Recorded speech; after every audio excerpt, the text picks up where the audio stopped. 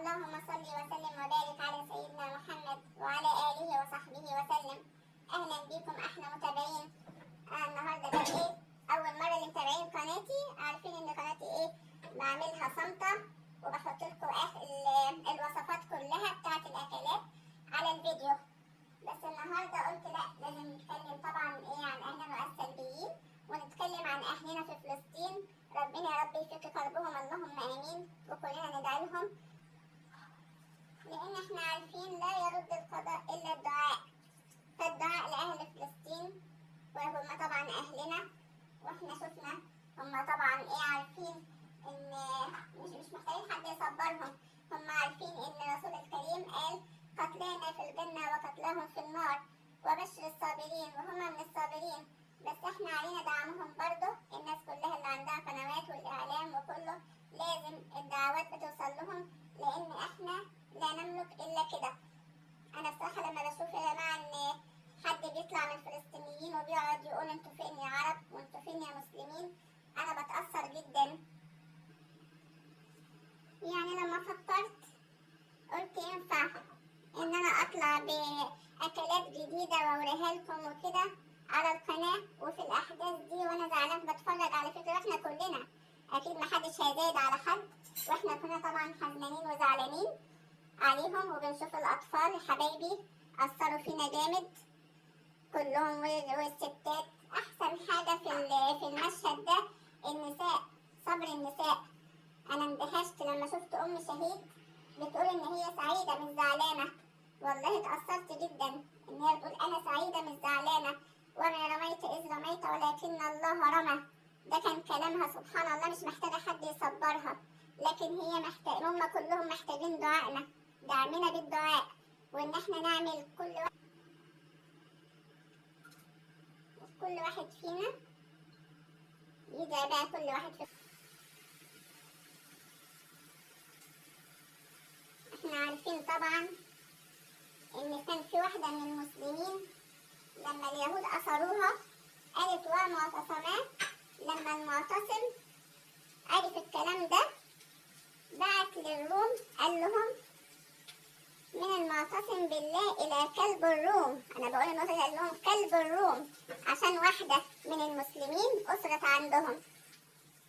طلع المعتصم جيش بحاله، قال له هطلع جيش أوله عندك وآخره عندي، وطلع جيش بحاله. لما ما استجابش الروم طلع أمير المؤمنين بالجيش بتاعه وطلع وحرر المرأة وحاربهم وقام عليهم الحرب عشان امرأة من المسلمين.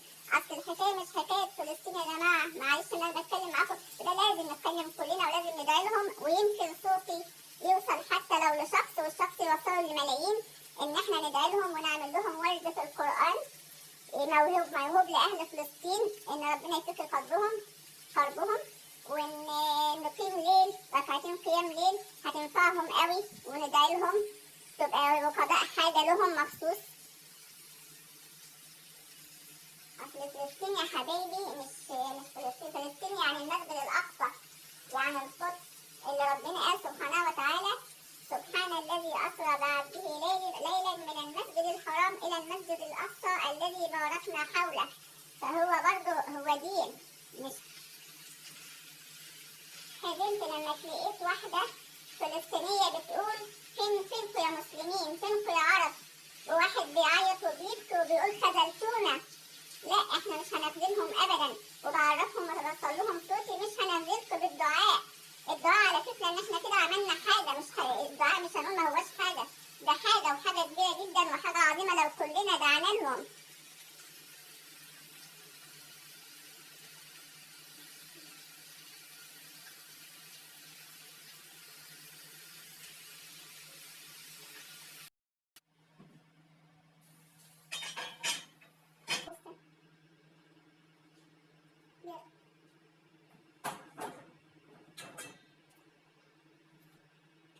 ما تنسوش بقى دعواتكم لأهلنا في فلسطين وكل المسلمين، إن شاء الله ربنا يفك كربنا كلنا يا جميعا يا رب، وكل الناس كلها وكل الأمة. وبقى تقولوا لي الشخصيات اللي انتوا عايزينها عشان أقدمها لكم، تقولوا الأكلات والشخصيات اللي تحبوا إن أنا أقدمها. احب اوي اسمع رأيكم او احب دعمكم ليا دايما.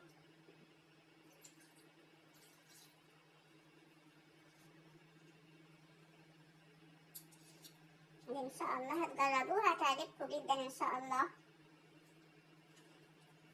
انا بقى بما اني بتكلم معاكم هقول لكم بقى ايه الاكله دي اسمها ايه.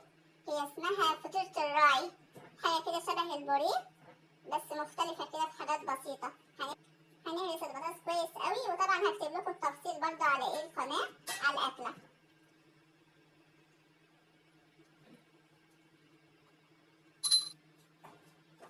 اهو بنهرس بقى ايه المحتويات كلها في بعض. اخر حاجه حطيتها ميكس جبن او جبنه شيدر لو عندكم. هنفرد بقى البطاطس على اللحمه والخضار زي ما قلنا ايه. ما ننساش الدعوات وقيام الليل لأهلنا وأي حد مكروب. يلا بقى ايه نعمل التركية دي كده، وبعدين بعد ما نخلص منها نحطها في الفرن، وإن شاء الله بالهنا والشفا.